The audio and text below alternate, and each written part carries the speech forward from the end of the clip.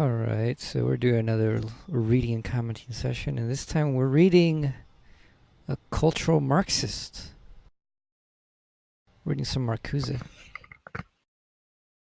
Gonna start with I haven't read this entire book. I've only read chapter 9 just because I was looking around for what seemed interesting.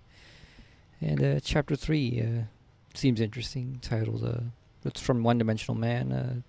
Chapter 3, The Conquest of the Unhappy Consciousness. Repressive de-sublimation. Big words, big words. Here with me is Hyperion, Joshau, and some Mexican guy from Cuba. Okay. It's jackslaps. Do you want to explain the unhappy consciousness? Nobody knows who jackslaps is. Yeah, I know. Nobody needs. Maybe he wants to get his name Nobody out there. knows who Joshau is.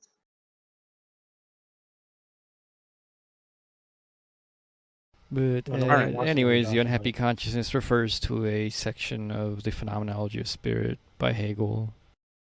It's basically about being unhappy, basically your life, if you're a regular human being in capitalism, or in pretty much any other major society that has ever existed. But especially capitalism, apparently. It's gotta be the most unhappiest of consciousness.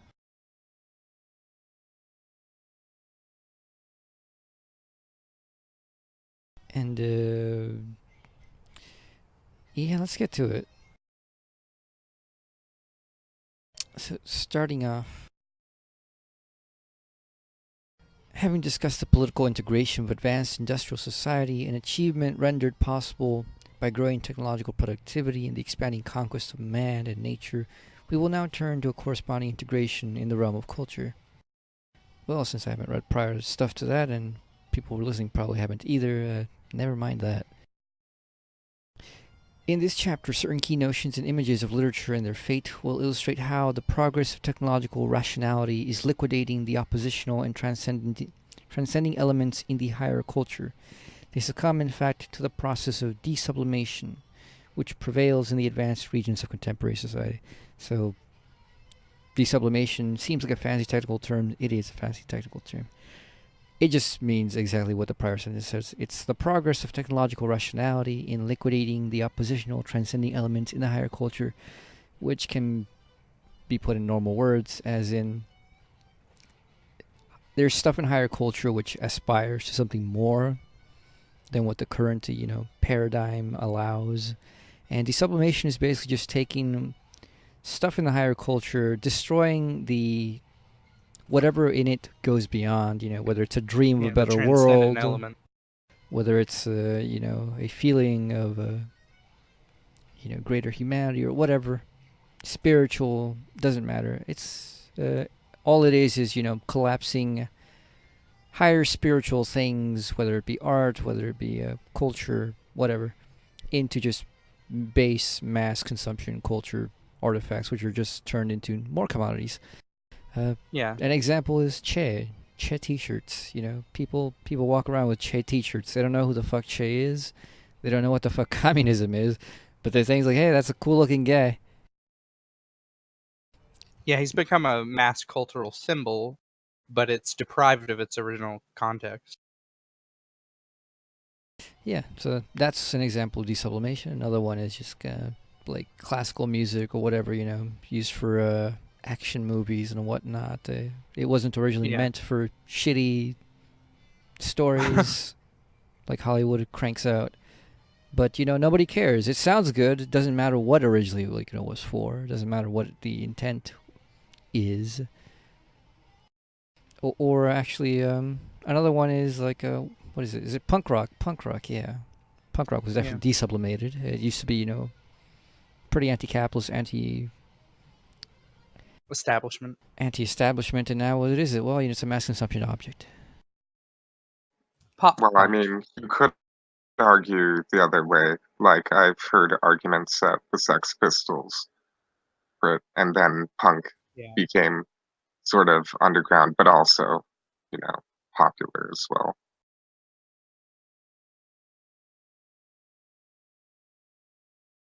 Yeah, it can happen the other way, but usually it's what he's talking about here definitely is taking punk, something kind of underground, or you know, I wouldn't say revolutionary maybe, but counterculture, and then making it the culture, integrating it into the culture. Oh, and it happened with the hippies too, of course, like Yeah. hippies and LSD and whatever. They were very underground, but by the end of 1969, like pretty much everyone was a hippie, became de-sublimated. Yeah. I wouldn't say it's about being underground. I'd say it's more about having something about it which goes beyond the crassness, the baseness of just common life in society. Mm-hmm. If you consider being a hippie to be transcendental because of the kind of like commune type things, then sure, but I don't know if hippies are a good example. Yeah, I Well, they guess not. definitely had a spiritual aspiration that was beyond what we normally had. So Yeah, it was sure. something. It was something higher. It aspired to be something It higher. was definitely higher. There's sex gurus are like that. Yeah. I know Well, Vice was following a one lot of around like for a the while.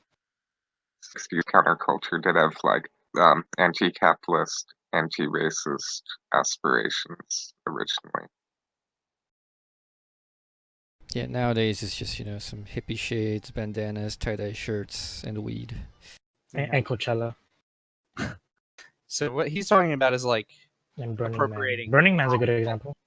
appropriating like high culture, like using, I don't know, Bach for, like AW said, explosions or something. I don't know if that would go together, but you know what I mean. Yeah, he's specifically talking about higher culture. So hippies don't quite count, but they had some connection to. They had a little bit of higher culture, not that much.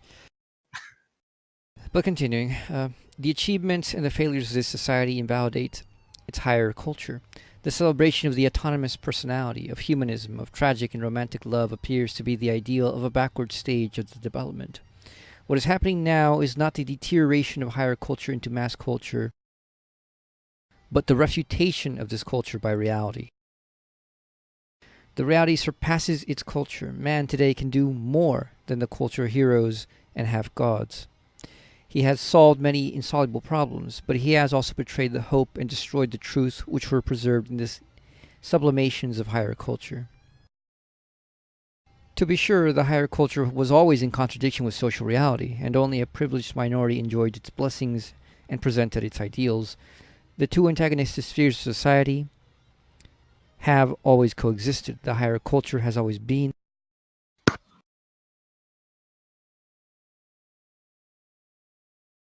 accommodating, while the reality was rarely disturbed by its ideals and its truth. So, I mean, that expounds a bit on the de-sublimation thing. It's not that we're destroying culture. No, it's not deterioration. He says it's the refutation of this culture by the reality. So de-sublimation happens when the ideals of higher culture literally just are completely destroyed by the reality of that very culture. What is it nowadays? The aspiration of the creative individual, but people tell you like follow your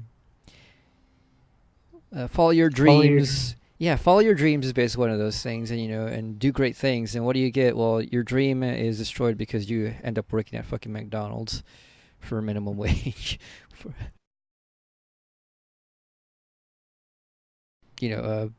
Aspire to the higher things in life, but the reality is that everything in life is literally set against the possibility of aspiring to anything higher.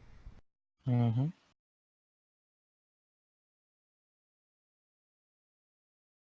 Yeah, it is impossible for literally everyone to aspire to their or fulfill their dreams, because unless your dream is to be a common accountant, then go ahead. Yeah, that is assuming that people have aspirations that require a lot of money or a lot of time to be put into it. Not everyone has the means of sustaining themselves long enough to try to achieve their dreams. would the reversal also be true, where rather than having any dream of your own, it's other people telling you what your dream should be? For example, there's a lot of programs right now. AW, you're in one of them right now, that say anybody can code, or anybody can do computer programming, and that will then offer you a dream job in some cushy, freaking like Silicon Valley-esque job where you just design websites and stuff. But yeah. that's not your initial dream. Somebody else telling you what your dream should be, right? Yeah, So but this is Yeah, more to weird. do with like culture and like it'd be more like people saying that you can be a great artist. It's like you're gonna create the next classic of this century or whatever, and you go to Hollywood, but what can you actually do? Well, you got to make these fucking stupid mass selling movies which have no soul to them. They're just cranked out by a formula. And you got to do that for most of the time, and then if you can save up any money and like get enough connections, then you can bother trying or even have the privilege of even trying to pitch ideas of a great artistic film. But most of the time people won't even appreciate it because people won't know, one, it exists, and two, they're often too stupid to get the depths of your movie. I mean, like yeah. you don't have like a Tarkovsky right now in American cinema, for example, and hardly anyone knows about Tarkovsky. In order to actually really succeed in making art in capitalist economies, you have to appeal to the uncultured masses. You have to create music that will sell, and you have to create the kind of shit you hear on the top 40 radio. Yeah, let's go on. He does talk about that. Today's novel feature is the flattening out of the antagonism between culture and social reality through the obliteration of the oppositional, alien, and transcendent elements in the higher culture, by virtue of which it constituted another dimension of reality. This liquidation of two-dimensional culture takes place not through the denial and rejection of the cultural values, but through their wholesale incorporation into the established order, through their reproduction and display on a massive scale. So notice that the destruction of the higher culture isn't just that the regular life just goes, oh, so that's impossible. No, I think the liquidation, he says, it's not denial or rejection of the cultural values, but through their wholesale incorporation into the established order, through their reproduction and display on a massive scale. So they dumb it down. Yeah, it's the cheapening of the higher culture, saying, oh, it's not that it's really beyond you. It's like these snobby artists, they're just full of themselves. Not that there aren't people who aren't full of themselves, but yeah, really exists. But in this case, it's destroying, that higher meaning and saying, look, you really do get it. You get the meaning of freedom. You look at the paintings, say like Revolutionary France. What's that famous painting of like Liberty walking with the flag, leading the revolution? Yep. Yeah. And somebody looks that's at it. That's also the cover for freaking Coldplay.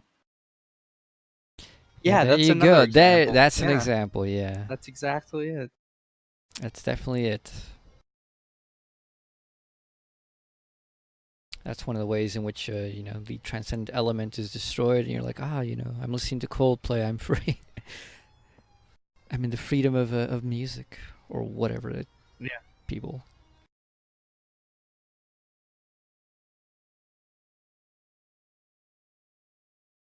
But wasn't the name song for that album like freaking all about like Napoleon and stuff, or? I don't fucking know, man. Yeah. I mean, it's Coldplay, so who cares? But yeah, I don't. I've probably heard it some point, but I don't remember. And also the massification thing, I think, is obviously important. I think this has to do more with like Benjamin's thing of the work of art in the age of mechanical reproduction. Yeah. That the whole problem of massification happens to be that it becomes a mechanical reproduction of art, of higher culture, rather than like a genuine expression of it. Rather than having your local conductors and orchestra, play their own version of like a Beethoven or a Bach or whatever. You just have a CD and you just listen to that same rendition everybody else hears.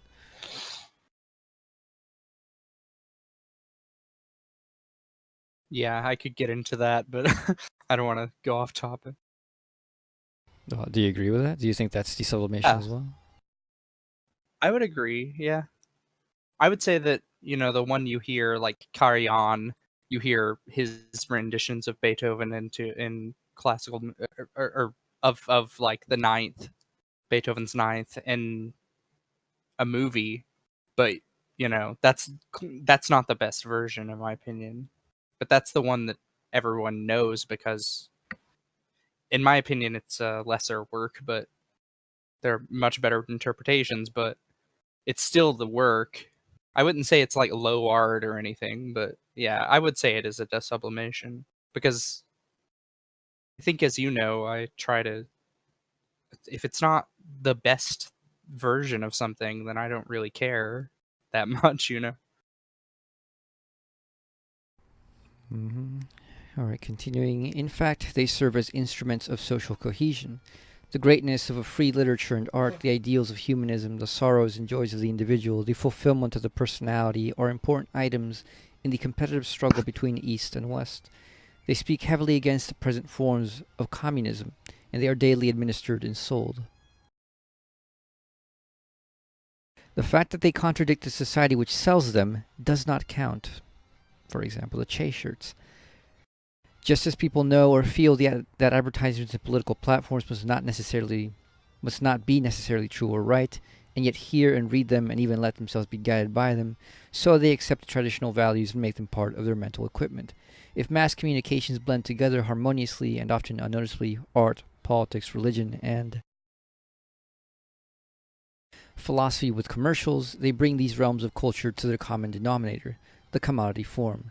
The music of the soul is also the music of salesmanship. Exchange value, not truth value, counts.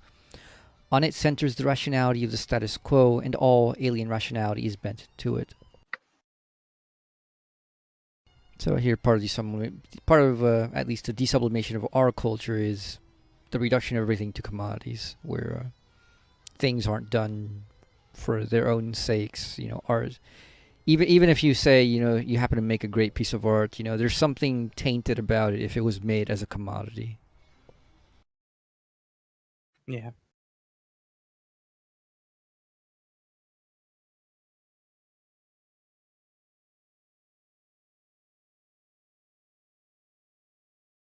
And so, I mean, the things he said about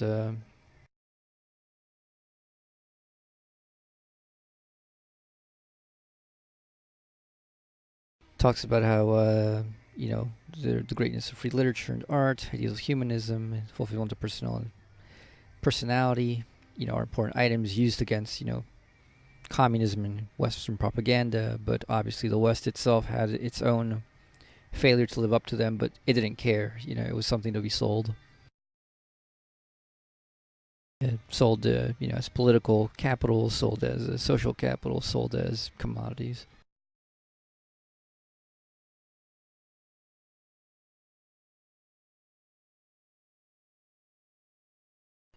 I do find it interesting where he says, just as people know or feel that advertisements and political platforms must not be necessarily true or right, and yet hear and read them and even let themselves be guided by them, so they accept the traditional values and make them part of their mental equipment. So, even then, apparently, it was this fear of absolute, of the reality of truth was already there in liberalism, which, somehow we ought to believe things are true and right, and yet we can't actually back it up or claim it, and yet we're still going to live our lives as if it's so, even though we know it's not so. It's a sort of, this ironic belief in values. Yeah. Yeah. Do you have anything to say about it, Josh? I don't know. I think it could apply to freedom as well. People want to be free, but they kind of just don't. They aren't free.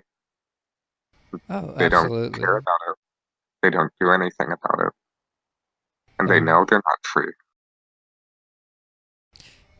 Yeah, there was yesterday, a Reddit thread yesterday about like the quote unquote super reveal that I think like either the FBI or CIA came out. It's like, oh, they found that those Twitter accounts from like black activists were actually Russian run accounts, and all the comments on Reddit on that fucking thread were people saying, "I knew it. See, they're trying to divide us. They're going for the vulnerable elements in society, and they're trying to rile up hatred and division." All the while, completely ignoring that these things were real issues. That like the Russians weren't lying. Yeah. Those accounts weren't tweeting false shit. Like they were actually just like, "Hey, Black Lives Matter stuff." Stuff. Typical American radicals, or not even radicals, but just like more liberals than normal. progressives, yeah. Yeah, progressives. That's the kind of stuff they're into. I mean, like, oh no, the Russians use actual American politics and problems against actual Americans and politics, as if that's and the whole thing is, but it's Russia did it. If if it's us, obviously, it's fine. Even though nobody cared. If I'm somebody who's following that account, I wouldn't fucking care. It's stuff I'm interested in. It's stuff I'm gonna be looking at. Who cares? If it's Russian, if it's African, if it's Chinese, it's stuff I'm gonna be looking at anyways. If more people get to see that, fine. But anyways, my point on that is, a lot of people in that thread were basically these people who are just like, we value freedom and all these things, and they're the very people who are asking for the government to just come cracking down on expressions of freedom. We can't have free speech. We believe in free speech, but we can't really have free speech, because then the Russians or the Chinese are going to undermine our democracy. Well, what kind of democracy do you have if you can't actually speak freely? Yeah. It's Yesterday we were talking about Chesterton, and he claims that the abstract inconsequential freedom to think and doubt is what actively prevents actual freedom. So he said, we may say broadly that free thought is the best of all safeguards against freedom. Managed in a modern style, the emancipation of the slave's mind is the best way of preventing the emancipation of the slave. In other words, teach him to worry about whether he wants to be free or not, and he will not free himself. Actually, I think if you're taking literally the emancipation of the slave's mind, I mean, take that literally. That what has been freed in capitalism, or at least in our current society, which rightfully I think should be called capitalism, it is a world centered and run by the principles, logic of capital. Mm-hmm. That the freedom it has unleashed is the freedom of the slave, the freedom of being, the mass consumer who just buys, but it doesn't want any other kind of freedom. It doesn't want to generate any other kind of higher freedom. Yeah, it's the unhappy consciousness. Yeah, it thrives on the unhappy consciousness, and particularly the lower forms, which just seek to fill, their spiritual emptiness with just mass accumulation of shit. I mean, like there are people who just worry about the most inane crap in their lives, and they make the biggest deal about stuff that has no actual consequence. Mark Fisher, we read him. He called this hedonic lassitude. People only want pleasure. They don't want to do things that actually make them happy. They just want to fucking play video games, eat junk food, and they want to live their whole lives that way, even though it's not what is fulfilling. Yeah, as I said, taking literally the freedom of the slave. So continuing, as the great words of freedom and fulfillment are pronounced by campaigning leaders and politicians on the screens and radios and stages, they turn into meaningless sounds which obtain meaning only in the context of propaganda, business, discipline, and relaxation. This assimilation of the ideal with reality testifies to the extent to which the ideal has been surpassed. It is brought down from the sublimated realm of the soul or the spirit or the inner man and translated into operational terms and problems. Here are the progressive elements of mass culture. The perversion is indicative of the fact that advanced industrial society is confronted with the possibility of materialization of ideals. The capabilities of this society are progressively reducing the sublimated realm in which the condition of man was represented, idealized, and indicted. Higher culture becomes part of the material culture. In this transformation, it loses a greater part of its truth.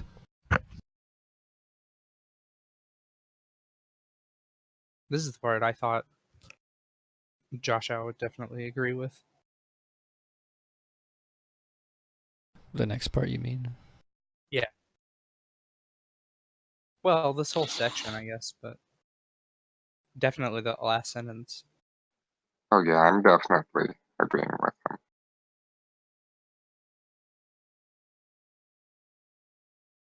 So how does it lose a greater part of its truth?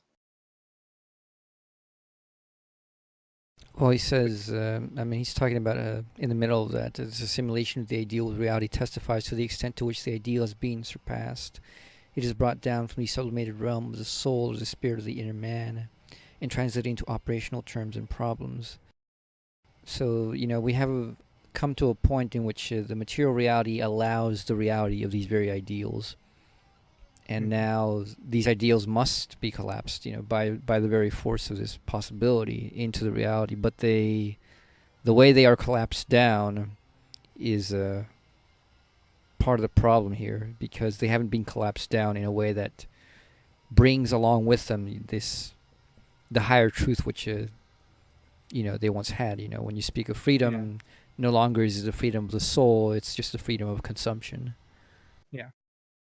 So it loses its transcendental character and its potentiality. Yeah, even though now it's possible, now it really is a possibility. Unlike before, where it was just a dream, a hope. Now it's a real possibility. Unattainable ideal. But because it's a real possibility, it also allows for its collapse into mundanity. Yeah, into mundane. I think this is because the way I see this could be explained because of the partial character in which current society allows this to come about, and that partial character is much stronger initially than the higher characters of these higher concepts or higher ideals. It's much the freedom of choice, the freedom of consumption is a real freedom. It is a necessary part of higher freedoms. But if you have a slave mind freed into that, the slave mind will be freed just exactly for what a slave mind wants and desires, which is nothing but basic consumption and fulfillment, but not a higher spiritual fulfillment or realization. It's definitely hedonic lassitude. Yeah. We want nothing but. Yeah, it gets more of what it wants, but what it wants isn't something that breaks it free from its actual chains.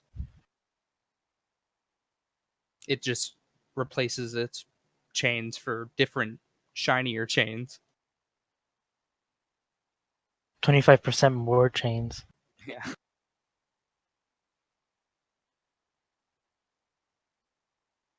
Alright, continuing. The higher culture of the West, whose moral, aesthetic, and intellectual values industrial society still professes, was a pre-technological culture in a functional as well as chronological sense. Its validity was derived from the experience of a world which no longer exists and which cannot be recaptured because it is, in a strict sense, invalidated by technological society. Moreover, it remained to a large degree a feudal culture, even when the bourgeois period gave it some of its most lasting formulations.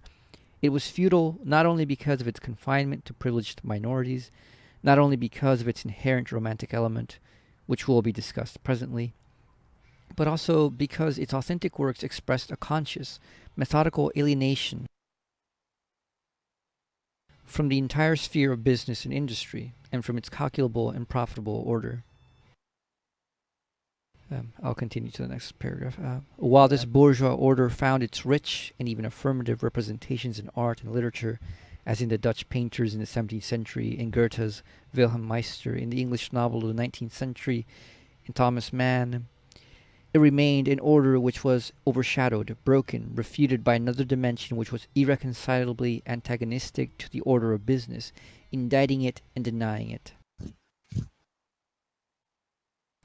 And in the literature, this other dimension is represented not by the religious, spiritual, moral heroes, who often sustain the established order, but rather by such disrupted characters as the artist, the prostitute, the adulteress, the great criminal and outcast, the warrior, the rebel poet, the devil, the fool, those who don't earn a living, at least not in an orderly and normal way.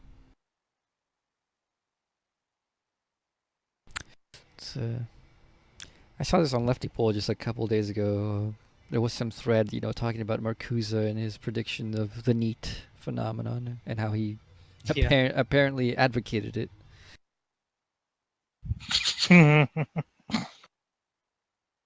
Because it's anti-capital. Because it's the most capital thing. What do NEETs buy? Freaking toys and statues of women and 3D PDs and stuff like that. Yeah, it's like a pauper bohemian.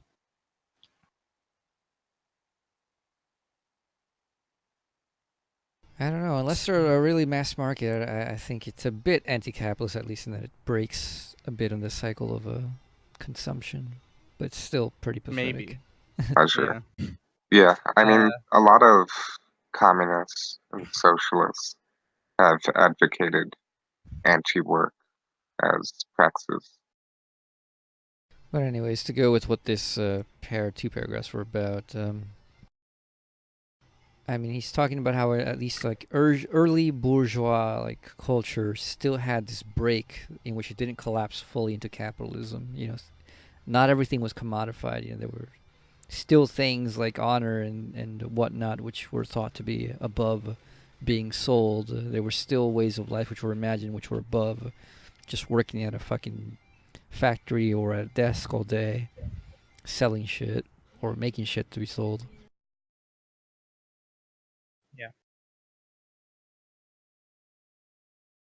But I do find it interesting. I mean, it seems kind of seems a bit of a non sequitur to me that he points out that these people aren't the people that you would normally think. They're not religious. This other dimension is represented not by the religious, spiritual, moral heroes, who often sustain the established order, but rather by such disrupted characters as the artist, prostitute, blah blah blah.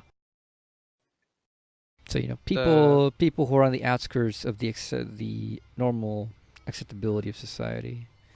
Yeah, would they be considered rabble by Hegel? Do you think? Or are they with the order? I don't know. The criminal, the warrior, the fool, maybe. The rabble is literally just that mass of people who have been just wholesale ejected from society, and have no place in society, specifically the society of the economy. Yeah, because these people are doing their business in the shadows, kind of. That's why I was wondering if they might fall into that. Like the prostitute, I guess prostitution is legal at this point, but I don't know. I guess I was just thinking. I don't think it was legal so much as nobody cared. A fact, yeah. Yeah, there were no laws about it, I don't think. I mean, in the novels he's talking about it in the time of like Wilhelm Meister. I don't know. Parts of Europe, they have prostitution legalized. Yeah. Marcuse, he was German, right? Marcuse, yeah. But anyways, I mean, I think his point there is that the anti-bourgeois, sublimated culture is literally, at least the way he sees it here, outside of the realm of bourgeois culture. It's non-economic, or at least it seems that's what he's kind of assuming here. Or at least people who don't want to be in the economy. I agree that it is. Because prostitutes, adulteress, great criminals. I don't think people want to necessarily be those things so much as they're forced into it. So it's like a worker who doesn't want to be a worker, and that's what makes them this radical, transcendent. To have these radical transcendent oppositions to the common.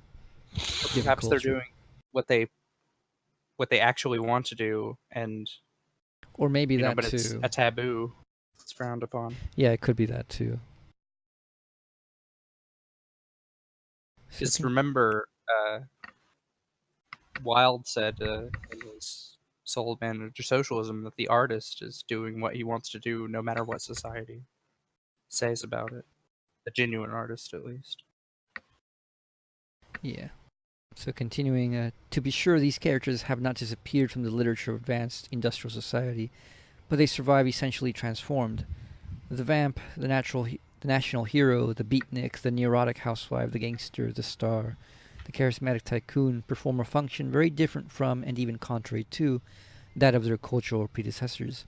They are no longer images of another way of life, but rather freaks or types of the same life, serving as an affirmation rather than negation of the established order. So at first those were just like literal countercultures. Now like the ones he talked about here, the beatniks, neurotic housewife, gangster, blah blah. These are literally expected archetypes of the counterculture of within the culture. So it's de-sublimation. So it's deep sublimation. It takes what should be opposed or different or higher, and just brings it into the fold. It's the opposition just becomes constitutive of the very thing it opposes. So then, what are the different needs that we encounter on 4chan or 8chan that will help, show this?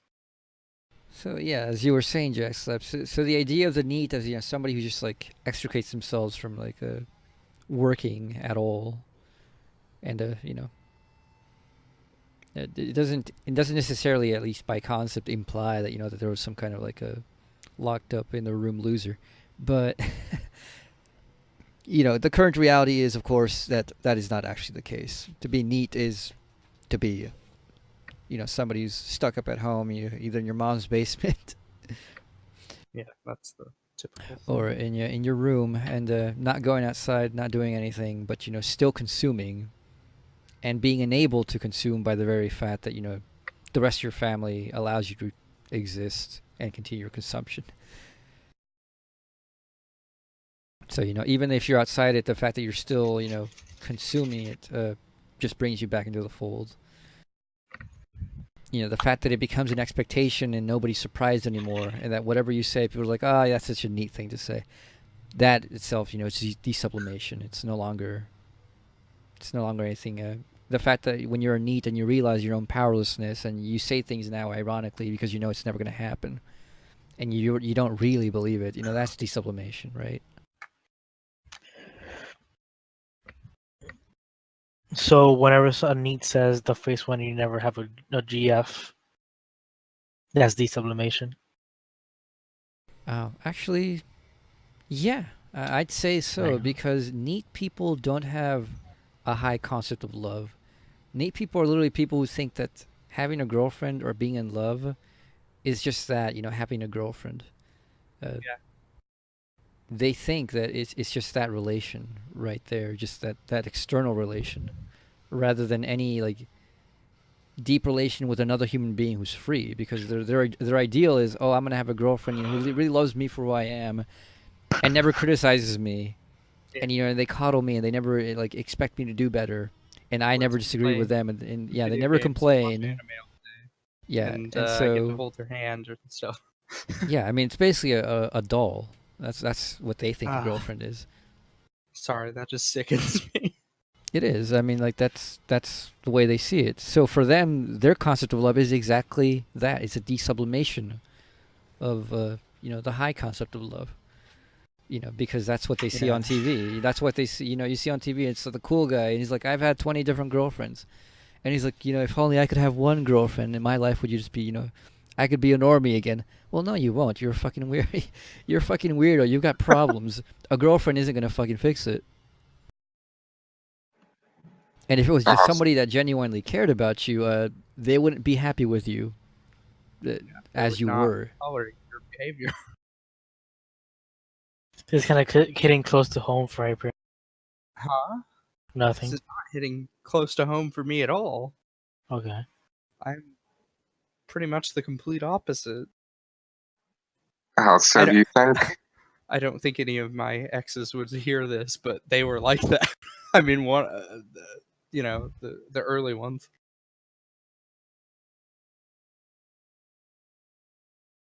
You were saying, Josh? They just have the so do you ideal think, of a boyfriend.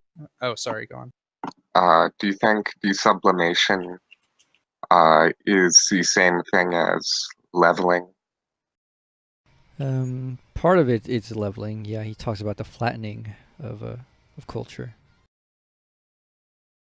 It's not reducible to leveling though. Alright, so wait, really quick question. In context, what is the vamp? I never heard of that term before. I have no idea, but it kind of must like have an been incubus type guy, like a vampire, like a man whore. Oh. Yeah, like what vampires are thought of, like the seductive vampire guy. Like he Camus. seduces you and then he bites you in the neck. Yeah, like Camus. How I was seduced by Camus. Yeah, I think Camus would burn in the sunlight, to be honest. Yeah, Camus kind of looks like a vampire. Yeah. Let's continue. Surely the world of their predecessors was a backward, pre-technological world, a world with a good conscience of inequality and toil, in which labor was still a fated misfortune, but a world in which man and nature were not yet organized as things and instrumentalities.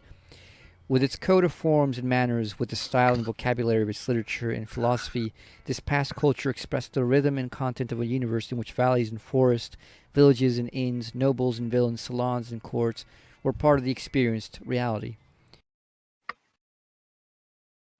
In the verse and prose of this pre-technological culture is the rhythm of those who wander or ride in carriages, who have the time and pleasure to think, contemplate, feel, and narrate. So, basically just kind of speaking to like a general culture at the time, a general high culture at least, in which, the fact that this was a sort of general thing speaks to that this was still a thing in their cultural world.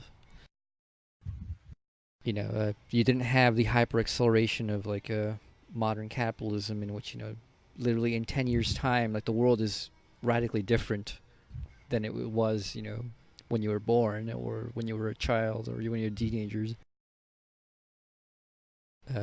Things had lasting things lasted, as well as just you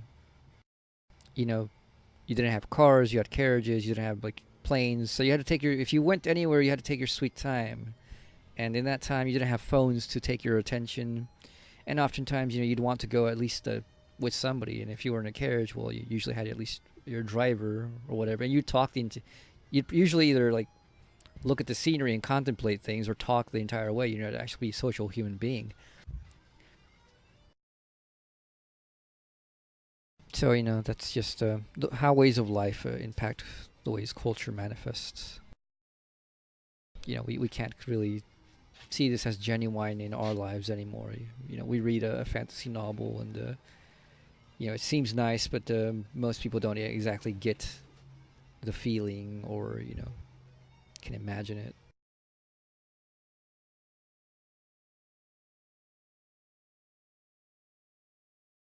I mean, how many people can read Tolkien and like really imagine like living in a hobbit village and that kind of village life? You read about it and it seems nice, but you don't really know. You don't really feel any. You just think, oh, how nice this fantasy world is. It would be a nice change of pace. But if you actually lived there, would you want to be a farmer or whatever? No, not really. I doubt it. Yeah. Maybe. but there's no guarantee that you're going to go on a magical quest or anything, or know a wizard. How close are we to wizardry? When people, 3 this years. is the point. Like when 3 years. Hold on. When people say like, "Oh, I would love to live in that magical world," they're assuming that they're going to be the main character or whatever of that series, but no, they would probably be some farmhand or something. Oh, I would love to be in the GTA universe. No, you don't want to be in Grand Theft Auto. No. You would get shot randomly as a passerby. All right, but go on. See, but this is why the reason why many I freaking hate MLs. MLs? Oh, MLs. Yeah, because they always see themselves as part of the freaking Politburo or whatever it is. Yeah. Every and it's ML like is it's the same of rationale as people think that the zombie apocalypse is gonna happen, and they're gonna get an arm to the teeth, and then they don't realize that they're gonna probably be one of the zombies. Like how dare you even think that you're gonna have some sort of position of power, or dream of position of power when you can't. Now I'm talking about the MLs again, when you can't even freaking think about what kind of everyday job would you rather have? Like more importantly, like I want to be a freaking person in the receiving end of a retail store like I used to, opening up boxes. Like I like doing that. It was a really chill job. Like I would love to do that again. Or to be a farmer. Personally, well, we're getting off topic. We're getting off topic. Okay. Yeah, that's true. Go on. As much as I love to shit on like MLs, Maoists, and left comms, some other time. We're almost done with this section now. There's a break that's coming. Literally the next paragraph. So continuing, it is an outdated and surpassed culture, and only dreams and childlike regressions can recapture it. But this culture is, in some of its decisive elements, also a post-technological one. Its most advanced images and positions seem to survive their absorption into administered comforts and stimuli. They continue to haunt the consciousness with the possibility of the rebirth and the consummation of technical progress. They are the expression of that free, conscious alienation from the established forms of life with which literature and the arts opposed these forms even where they adorned them.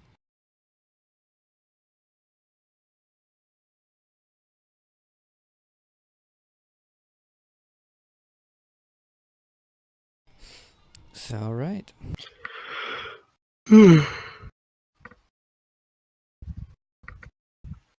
All right, what do we think about this? Yeah, any comments on this whole first section of this chapter? I'm in pretty much full agreement. It's just a critique, though. It's not proposing anything, and it's any solution yet. But of course, the philosopher's task is to ask the right questions, not provide the right solutions all the time. Because if you don't ask the right questions, how are you going to ever come to a good solution? Yeah, definitely. I think this last paragraph is interesting in that, why do we keep bringing up these why are these stories, like Lord of the Rings, the Hobbit village and all that shit? Why does it still call people's attention? Why do people still go, oh, I'd love to live in that Hobbit village. Oh, I'd love to live in that kind of society.